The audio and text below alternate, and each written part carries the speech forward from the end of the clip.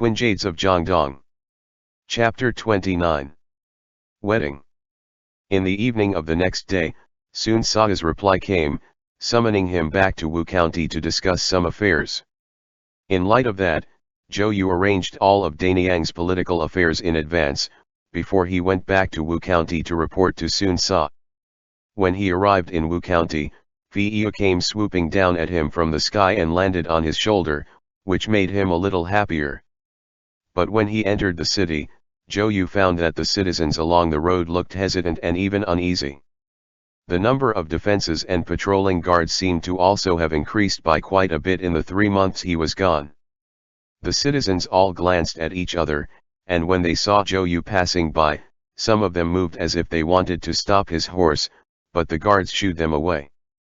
As usual, Sun Sa had that carefree, insouciant look about him as he sat in the main hall, wiping a halberd. He didn't even look up. That was Lu Bu's Fangtian Huaji, the only thing that was left of him. Diao Chan has disappeared off to who knows where, Sun Sa said, smiling a little. I hear she's quite pretty. So Sa probably took her into his harem. He wouldn't go that far, would he? Zhou Yu replied mildly, before he shook out his cloak. The weather had been chilly. He asked, is there wine? Sun Sa sent for a servant to warm some wine, before asking, where's the command tally? Zhou Yu pulled out Sun Sa's tiger tally and returned it to him. Sun Sa added, Sun Quan's growing bolder and bolder. He didn't come back with you. Zhou Yu shook his head. You're really not planning on sending out troops? Sun Sa smiled. Whether we're in public or in private, you always have to rush to So Sa's rescue, isn't that right? Zhou Yu protested, after Cao Sa wins, we can conquer the world. If you're not willing to make the people suffer. But how am I supposed to take this debt into account? Sun Sa said, slamming the Fangtian Huaji down on the table. You and I are both in Lu Bu's debt, and have no grudges against him, yet such a casually worded letter can sweep all of that aside. Lao Zi has already forgiven and forgotten by releasing his son. And yet he still wants me to send troops out to fight his war. Zhou Yu nodded. Yes, Zigong is correct. Though you've admitted it verbally, your heart isn't in it, Sun Sa said. Whatever, there's no point. No, Zhou Yu said, lifting a hand. I am wholly convinced, I swear. As of right now, though the late crop of rice has been harvested, the region around the Wu Commandery is still not up to full strength, and is not suited for sustaining troops for long periods of time. Allow So Sa to live or die of his own accord. Sun Sa let out a cold grunt, and he watched Zhou Yu as if they were strangers. Zhou Yu sighed internally and didn't bring that matter up again, preparing instead to rise and take his leave. How is Danyang? Sun Sa asked. Your uncle rules well, Zhou Yu said, smiling a little. I did not give him any extra trouble, yet I was also unable to accomplish much. Sun Sa's tone grew a little warmer. Next year, I am planning to send the troops out to Jingzhou. When that time comes, you'll be in charge of leading the navy. Zhou Yu nodded. Sun Sa continued, if there aren't any major mistakes in this coming year, then I'll appoint you the role of the Admiral of the Navy. Thank you, Zigong, Zhou Yu said, rising and saluting him. I must go back first. Sun Sa startled at that. You're leaving. Zhou Yu replied, Sun Quan is still in Danyang, and if I don't go back to watch him, who knows what kind of trouble he'll stir up. Sun Sa seemed to be confused and annoyed at that, and he waved a hand. Go, go. With that, Zhou Yu went to visit Lu Su. The two of them walked away, Zhou Yu leading his horse, and as usual, it was Lu Su who was seeing him off out of the city. You and Sun Bafu, Lu Su said, are suitable as friends or as family, but you're not suited to be lord and vassal. I've also realized that, Zhou Yu said. It had been so many years. How close and intimate they had been in the beginning, only to fall to such a state now. Was it because of their butting heads? Zhou Yu believed that he had already made many concessions. He knew that Sun Ce did not like it when other people meddled in his decisions, so Zhou Yu had gone along with what he had said. He knew that Sun Ce was the Zigong, and therefore had to have the status of a Zigong, so Zhou Yu no longer addressed him as a brother in front of any of his advisors. Lu Su continued, the entirety of Wu Commandery is afraid of him. They say that he's the second coming of Xiang Yu, who's come to be the little hegemon. Nothing but rumors in the wind. There's no need to mind them, the rumors will stop in the hands of any wise man, Zhou Yu replied. Lu Su added, but some of the rumors have still reached his ears. Zhou Yu's eyebrows moved, and he looked at Lu Su. Lu Su said, the aristocratic clans of Kuiji have said that the reason he was able to establish himself was because you're supporting him from behind the scenes. His skills alone aren't enough to govern Jiangdong. Zhou Yu let out a long sigh. He didn't know why, but not only did he not feel the expected irritation, but rather, he felt as if a heavy burden had settled on his shoulders. It's come, as expected, Zhou Yu said. What else did they say? Lu Su said slowly, the Sun family is not originally from this region. Their ancestors hail from Fukun and Kuiji, so the entire Wu Commandery has grumbled about Sun Jian and his sons, and from the very beginning, have been resistant of their family.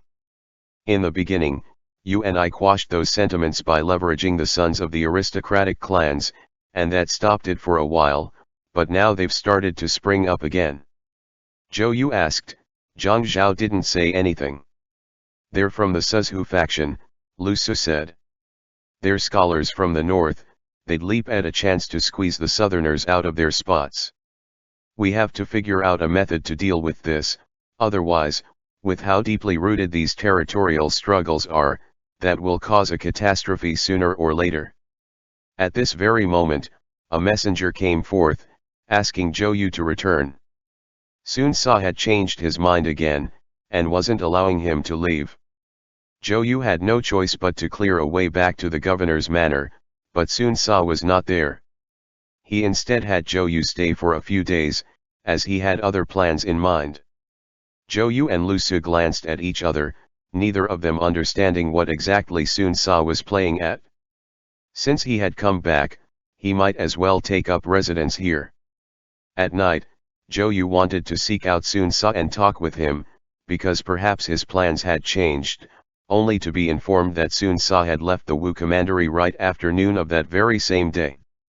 Zhang Zhao, Zhang Hong, Lu Fan, and the rest of them had started to eat dinner. When Zhou Yu returned, they greeted him with a few chilly pleasantries. Zhou Yu asked after how the Wu Commandery was going, only to learn that right now, there was a fierce struggle between the southern faction and the northern faction. Sun Ce did not like Kuiji people. From the very beginning when Sun Jian had led his troops forth and become the prefect of Changsha, Kuiji had opposed him at every turn. He had been given the cold shoulder when he tried to borrow rations previously as well, so the relationship between them had worsened. Zhou Yu wanted to discuss this with Zhang Zhao, and he brought the list of registrants from the Xiaolian so they could promote a small number of those from Kuiji, only for Zhang Zhao and the rest of them to collectively oppose that.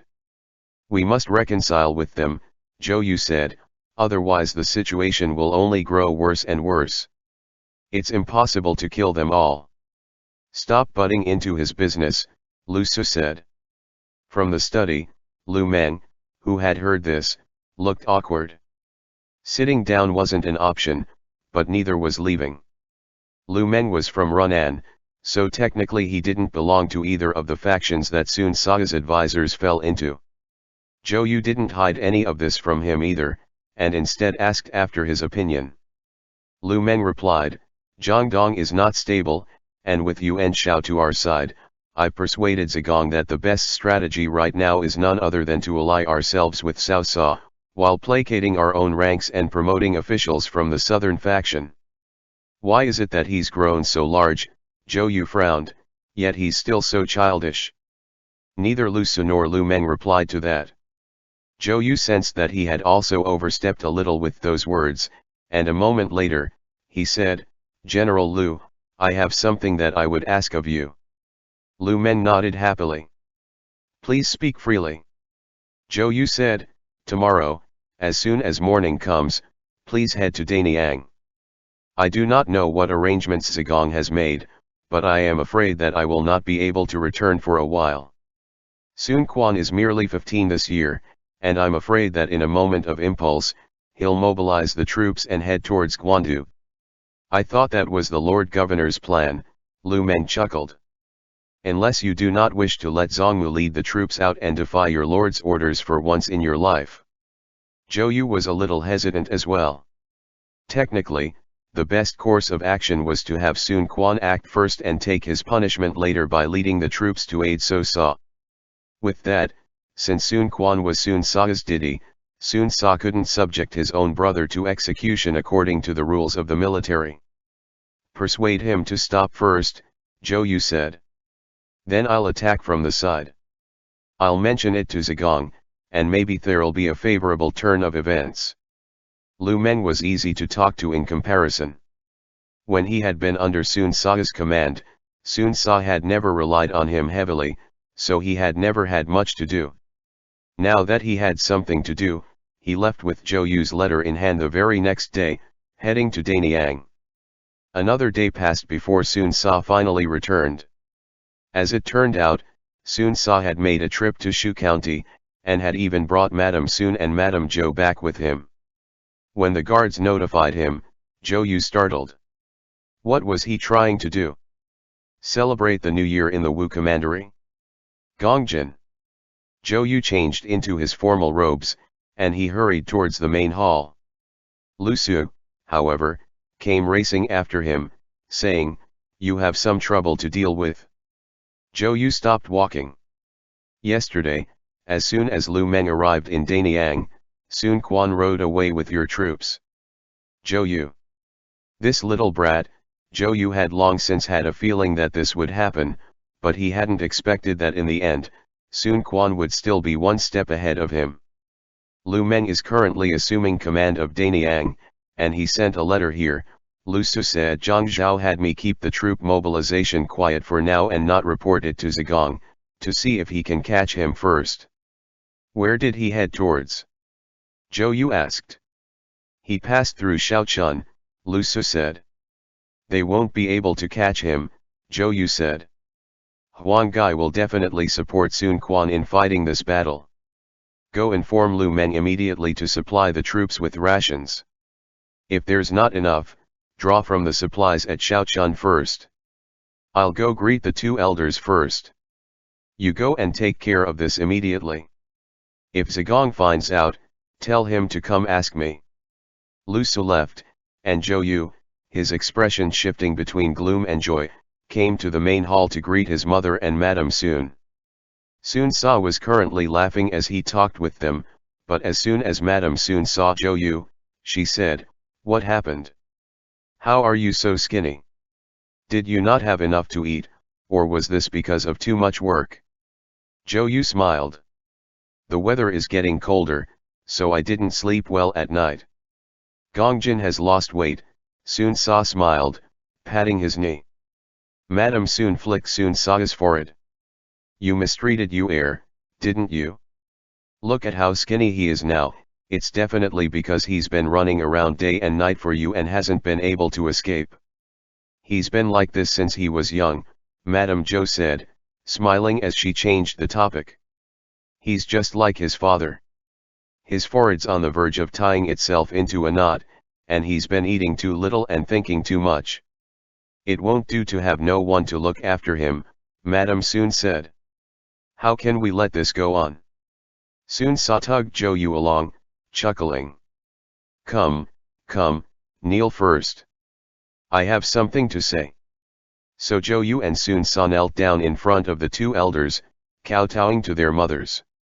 It had been 2 years since Zhou Yu had last parted from his mother, and being able to see her again now, Zhou Yu couldn't help the distress he felt. He thought to himself that since he had already come, he might as well take her back to Danyang. After Sun Sa performed the 3 kowtows, he said, Mother, Gongjin and I, well, we're preparing to be married this winter. Instantly, something snapped in Zhou Yu's mind. His soul almost left his body, and he said, "Wait, Bafu, what are you saying? Getting married? So that's what this was for." Madame Zhou looked as if she had had a revelation, and she began to laugh as she said to Madame Sun, "I was wondering why Sa'ir was being so secretive. Isn't this a good thing?" Madame Sun said, "That's right, this monkey has finally been able to do one proper thing." Zhou Yu's face was bright red to the tips of his ears, and he asked, "Such an important matter, yet you didn't discuss with me first?" "Wait. Getting married is one thing, but you and I, how?" Sun Sa smiled as he pulled him along. Zhou Yu did not rise, nor did he dare to look up. The hall had been filled with the light of the setting sun, the entire river burning red as far as the eye could see. He was at a loss for what to do, and even his hands, pressed down against the tiles on the floor, were trembling. Sun Sa said, "I was afraid that Gongjin wouldn't agree to it, so I didn't dare to tell him, but now I would like to ask our parents to approve this decision." "Gongjin, mother is here already, so why don't you say if you're willing to do so?" Zhou Yu was very close to denouncing Sun Sa entirely. How far did he want to take this nonsense? Sun Sa said, tell me first." Zhou Yu turned his head, meeting Sun Sa's gaze. In that moment, they each stared fixedly at the other. Zhou Yu's eyes were a little red, and his lips were trembling slightly from nervousness and agitation. I don't know," Zhou Yu said in the end. "Why don't you go ask my mother? Have my mother decide. If she says okay, then I'll do it." End chapter. Twin Jades of Jiangdong. Chapter 30. Drinking from the nuptial cup. Which family's young lady has caught your eye? Madame Zhou smiled warmly. The Chiao families, Sun Sa replied, also smiling. Hey, Gongjin, when are you going to kneel until? Zhou Yu knelt quietly. The boiling heat on his face had, at some point, faded, and now Sun Sa's voice sounded as if it came from a great distance off.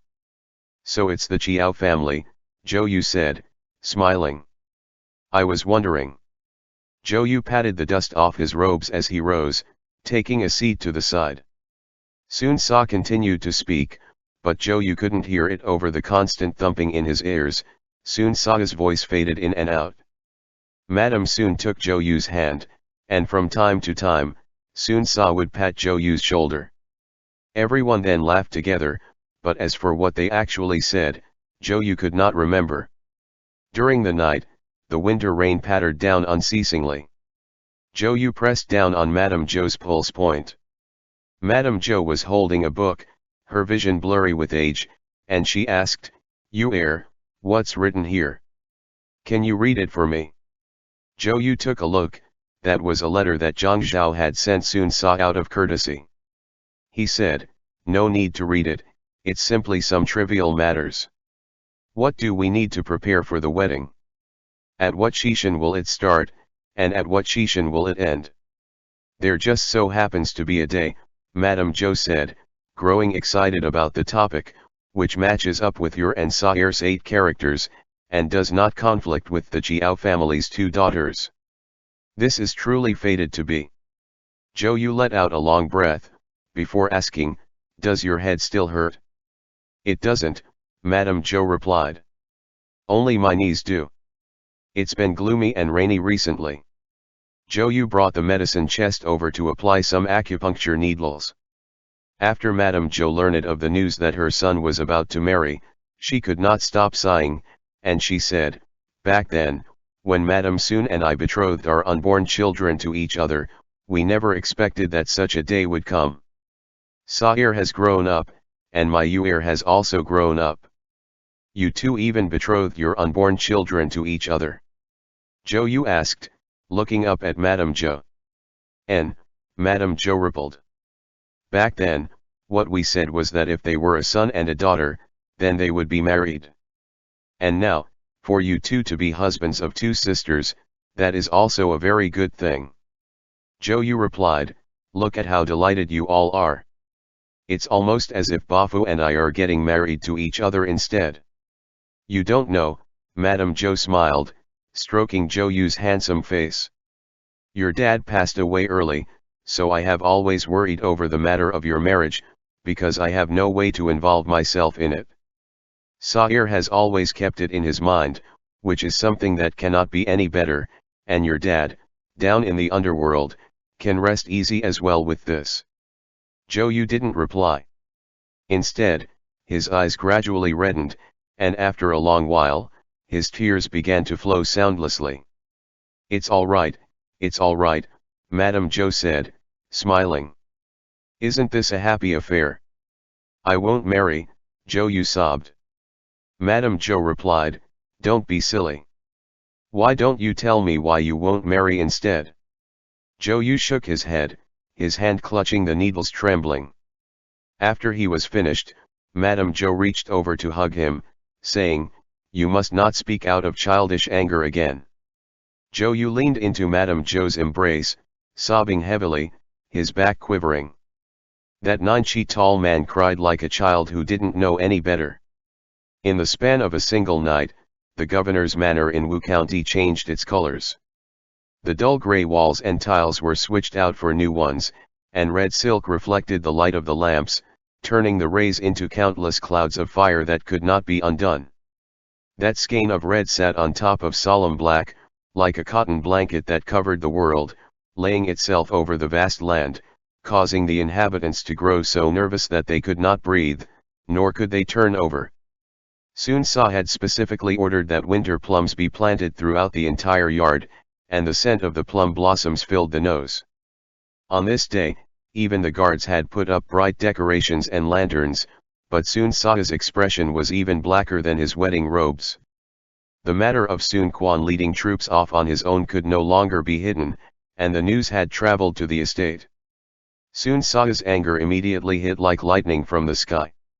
Zhou Yu was currently trying on his wedding robes, but as soon as Cao Cao's gift arrived, Zhou Yu immediately turned, went into the hall, and knelt. Are you going against me? Sun Sa was wearing the red-black robes of the groom as he stepped forward, kicking the tea table over with one foot. The pastries and platters scattered over the ground. Zigong, Lu Su said from outside the hall, Governor Zhou did not know of this matter. He didn't know. Sun Sa roared angrily. This was all orchestrated by you. What did you send Lu Meng to Daniang for? Now, at such a time, you're telling me that you didn't know of this matter. I did orchestrate this, Zhou Yu said. I acted first and reported later. Zigong, please convict me of my crimes. Why not behead me? That way I won't have to go through with this marriage. Sun Sa had never thought that Zhou Yu would respond in such a way. Zhou Yu plucked off the red veil slung over his shoulder and tossed it aside, turning and walking out on his own. What are you doing? Madame Sun just so happened to be passing by in the corridor outside. Are you two arguing again? Sun Sa looked as if his face, his heart, and his entire posture was filled with suppressed rage. Send some men out immediately to bring Sun Quan back in chains. Sun Sa roared. But it was already too late. The Battle of Guandu had already concluded. Sun Quan and Sopi had led an army in ambushing Huacheo, and with Zhao Zilong's help and assistance, Yuan Shao, because his arrogance had led him to underestimate his enemy, finally suffered a great defeat. The last scion of this Yuan family, which had produced generations of officials, fled towards Liaodong, seeking shelter with Gong Sun Zan. So Sa had won a major victory, and had gained the territories of Jizhu, Xikang, Chang'an, Yuzhou, and the surrounding regions. Sun Sa gained the Wu Commandery, as well as Jiaozhou and Yizhu. Lu Biao took up residence in Jingzhou, Lu Zhang took command of Yizhu, and the curtains had finally fallen, with the Great Battle of Guandu, on the many years of military chaos that had swept across the Central Plains. In the night, Zhou Yu stood in front of the map, still wearing his wedding robes, as he addressed a group of people. As of now, the northern regions have already been determined, thanks to the letter of reconciliation that Cao Cao sent, as well as his wedding gifts. The lands have been split by the river, and our great enemies, the brothers Yuan Shu and Yuan Shao, have already passed. Tao Qian has also been defeated. So Sa has fought a great battle, and his vitality has been expended, Lu Su said. In the next 10 years, he has no way of starting another war. Congratulations to Zigong. Congratulations to Zigong, Zhang Zhao added, smiling. Congratulations to Zigong and Governor Zhou, Zhang Hong said. So Sa had won, which meant that the bet that Zhou Yu had placed had won them a grand slam. The Wu troops had attacked Yuan Shao from behind, with a total of 1,000 men from Danyang and 2,000 from Shaochun. The 3,000-strong army had changed the course of the entire battle. So Sa specially sent a messenger over with lavish gifts, to celebrate Sun Sa and Zhou Yu's wedding. In the beginning, Sun Sa's expression was still nasty, and it was only after the advisors sensibly changed the topic that he warmed a little. Zigong anticipated the enemy's movements and acted first, Zhu Ji said, smiling. With this, you now have one hand free to deal with Jingzhou, Zhou Yu continued. He knew that attacking Jingzhou was a pressing matter for Sun Sa. Ever since they had taken up residence in Wu County, Sun Sa had constantly brought this up, occupied with getting revenge for his father. I suggest that troops be sent out to Jingzhou as soon as the coming year arrives, Lu Su said. So Sa's side seems to be leaning towards a marriage alliance. No way, Sun Sa said. Even if I have a daughter, I won't marry her to the people from the Cao family. Zhou Yu glanced meaningfully at Lu Su, and Lu Su stopped. He replied, then I will reject their offer presently. Lu Su rose, bid farewell to Sun Sa, and left. Lu Su had always been efficient and concise in his handling of matters, and as soon as he was rebuffed, he would immediately go to carry out the issue at hand. Zhou Yu had no choice but to admit that he himself did not possess such a talent, and even if he were to agree now, he would still find a way to persuade Sun Sa afterwards. Sun Sa still had a younger sister in Changsha, named Sun Shangxiang.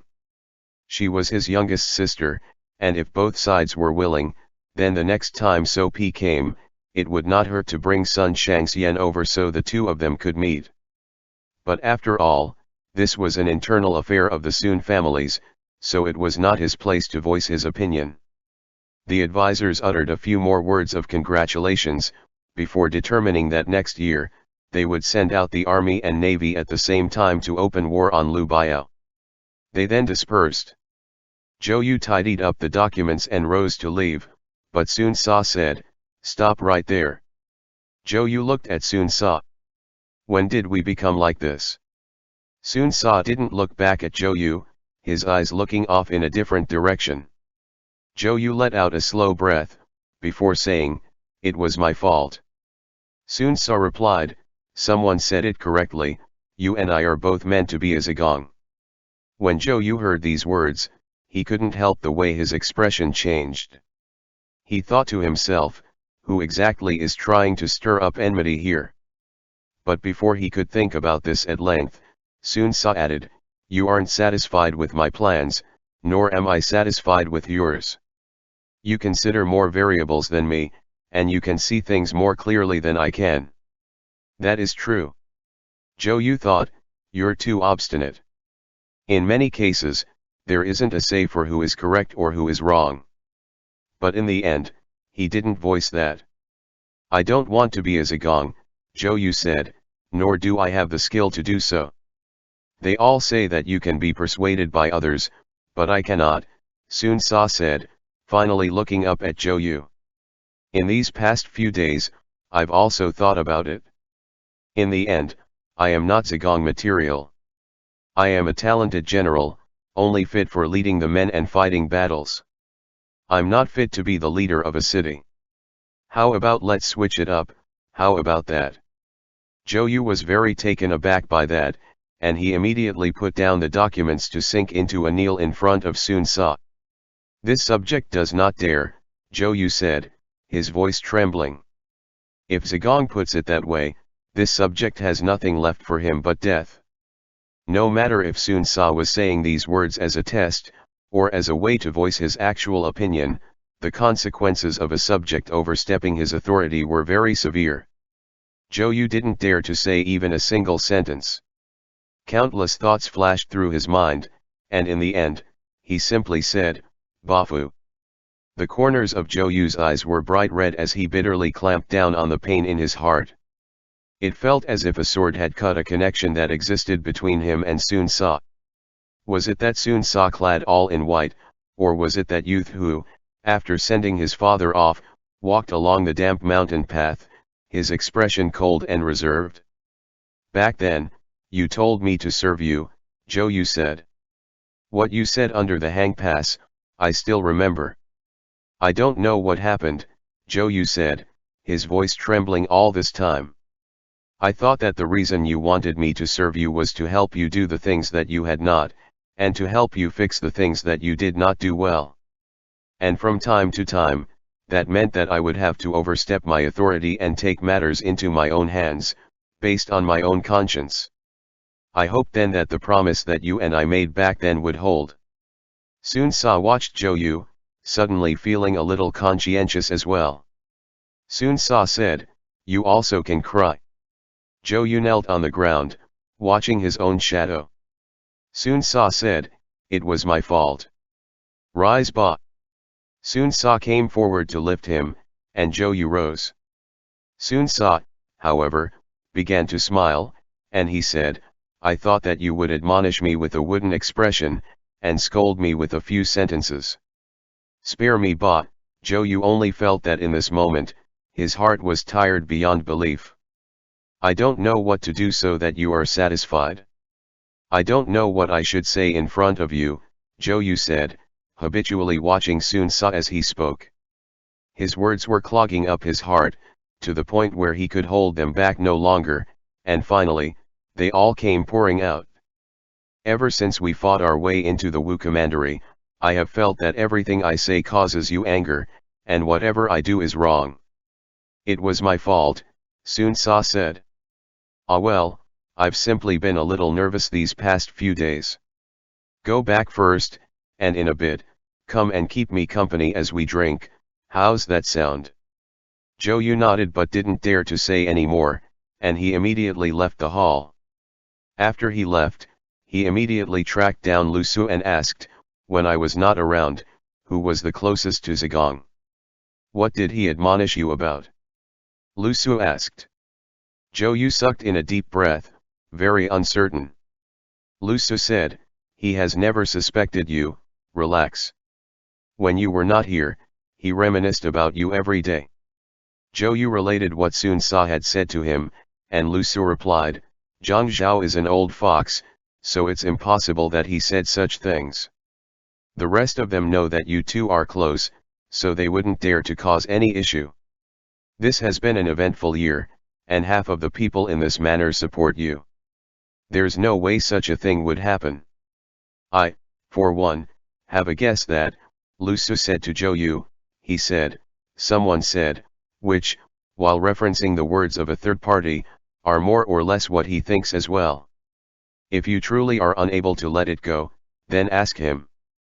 Late in the night, when Zhou Yu went to find Sun Sa, Madame Sun was scolding Sun Sa inside, and her voice traveled all the way outside. "Why aren't you listening to what Gongjin is saying?" Madame Sun said. "Your dad said so too. The matters of the Sun family are everyone's matters. If Shangxiang can be married over, she will naturally be willing to do so. Stop talking about it, mother." Sun Sa said, irritated. "Do you still need to scold me at such a time? I'm about to get married." Madame Sun spoke a few more reprimanding sentences, before Zhou Yu stopped listening, and he turned and left. Sun Sa spent the entire night being nagged by his mother, and Zhou Yu waited under the eaves of the corridor. When he could no longer hold out against his sleepiness, he went to sleep. In the middle of the night, Sun Sa even came by to check on him, and led him inside, properly tucking the blanket in around him. The first snow did not come until the last month of the year. Zhou Yu and Sun Sa's wedding was approaching. Qiao Xian's daughters were staying in the city, finalizing the preparations on the wedding customs. Sun Sa squatted in the main seat of the hall, while Zhou Yu and the person in charge reviewed the wedding itinerary once more. Sun Sa's mood was very good today, and he even teased Zhou Yu, "In a while, how about we leave our new wives be and get on with each other in the bridal chamber first?" Zhou Yu recalled Sun Sa's teasing that day in the hot springs, and he couldn't resist the way his face turned bright red again. "How about I teach you first?" Sun Sa said. "Come over, come sit here. Gege will teach you what to do when you get into the bridal chamber." Zhou Yu threw the booklet aside, his expression serious as he considered how to push back against those words. Suddenly, a thought came to him, and he couldn't resist asking, "That day, I went back and thought about it for the entire night. Who exactly voiced such an uncouth, ill-mannered idea?" "What idea?" Sun Sa had long since forgotten. Zhou Yu replied, "What you're suited for, what I'm suited for, and so on." Sun Sa smiled. "Su Gong. Do you still remember?" Zhou Yu immediately froze. Sun Sa ordered a servant to retrieve some documents, and he tossed them onto the table, saying, "This is what Su Gong was secretly sending the imperial court. He was reporting to the emperor that I was a cruel and tyrannical person who was not suited to act as the shepherd for the region, and my governance of the Wu commandery was not as good as yours." Zhou Yu's heart thumped. This tactic of Su Gong's was absolutely ruthless, basically akin to cutting Sun Sa's feet out from under him. As for these secret missives he was sending to the imperial court, whose hands would they fall into? No doubt, it would be the hands of Cao Sa, who had installed the current emperor as his puppet while he ordered the various lords around. If Cao Sa got this letter, he could very well strip Sun Sa of his command, before assigning Zhou Yu as the governor of the Wu commandery. After all, Cao Pi had also received the cold shoulder from Sun Sa, so Cao Sa probably knew that Sun Sa and the Cao family were at odds. Instead of letting things stew until they came to a boiling point, why not act early and pluck the trouble out at its root instead? Zhou Yu asked, "Where's Su Gong?" Sun Sa replied, "I was just about to try to find a reason to kill him." "Have the guards bring him in." "You mustn't," Zhou Yu said. "If you arbitrarily kill a prefect of the imperial court and they open an investigation into it, it will never end. Spare his life, ba." Sun Sa replied, "I knew you would say that." And after he said that, Sun Sa said nothing more. Zhou Yu's heart wavered.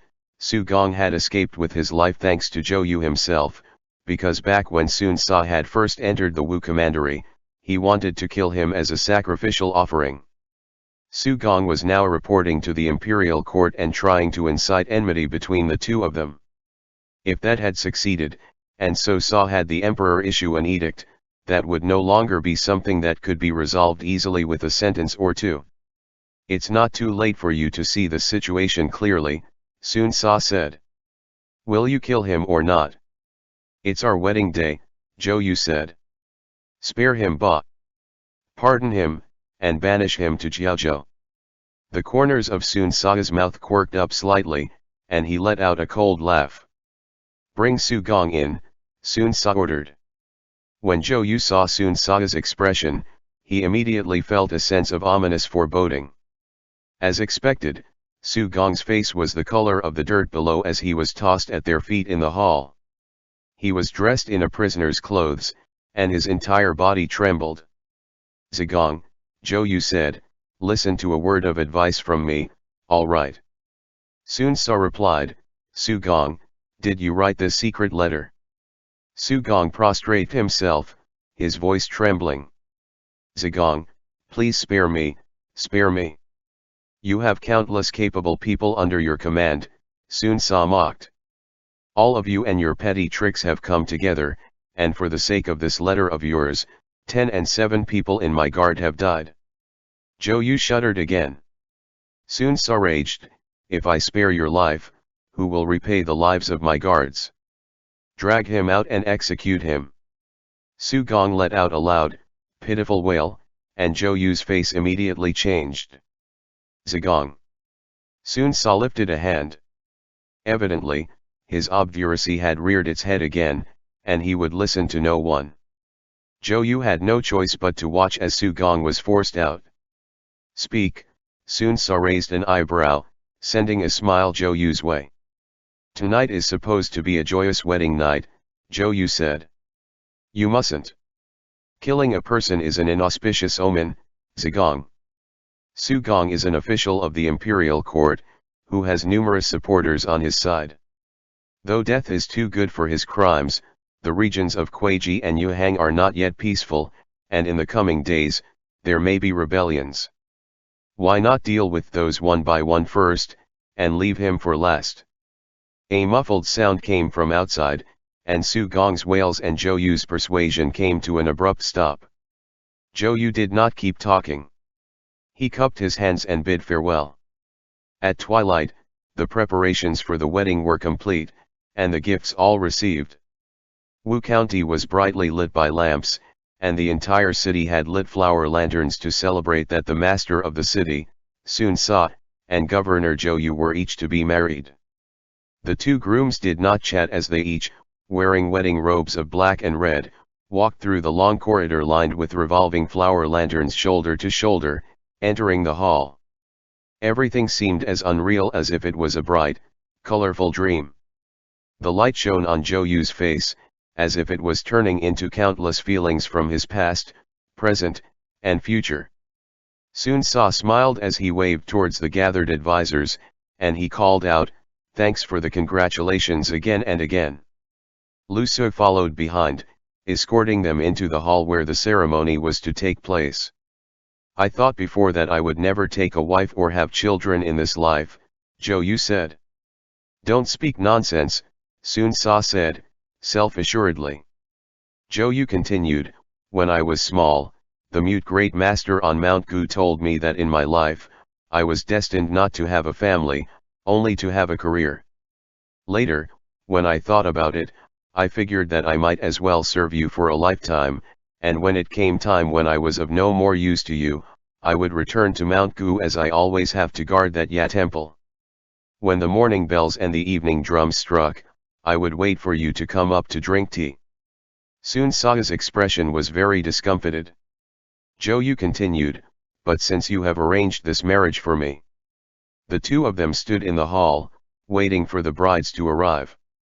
Zhou Yu reached out and straightened Sun Sa's wedding robes for him, before kneeling with one knee to the ground, tying the ties of his boots. "I might have to take advantage of your luck and marry at this time as well," Zhou Yu said. "Gongjin," Sun Sa said. "You often say that I'm like a child, but look at yourself. You're the one who hasn't been able to grow up the most. What man doesn't get married?" Zhou Yu smiled, replying, "Once you're married, you'd best be a little more dignified. Listen to what your wife says, don't treat Dakiao like you treat me. Don't be so rash, and rein in your desires a little." Sun Sa seemed as if he wanted to say something more, a multitude of emotions washing over his face. Under the bright red light of the lamps, melancholy, sorrow, and a trace of regret came and went. He was frowning as he watched Zhou Yu step back, and he reached out to grab him, but Zhou Yu dodged without a change in expression. "Gongjin," Sun Sa suddenly said. It was at this time that the doors to the hall opened. The women of the family surrounded Dakiao and Xiaoqiao as they came in, while Madame Zhou and Lady Wu took the high seats. Sun Sa and Zhou Yu looked up at the same time, looking at the doorway.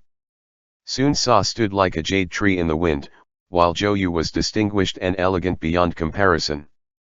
Sun Sa's handsomeness was like that of the vast, clear sky, like the spiry Tof a hawk.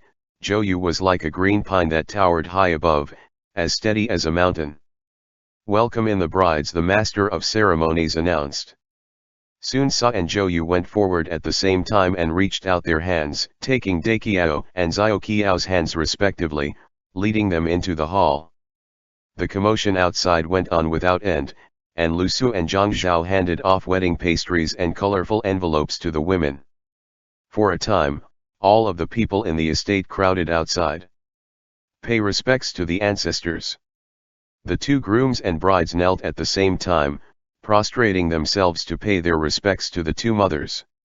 Drink from the nuptial cup, the ceremony has concluded. End chapter.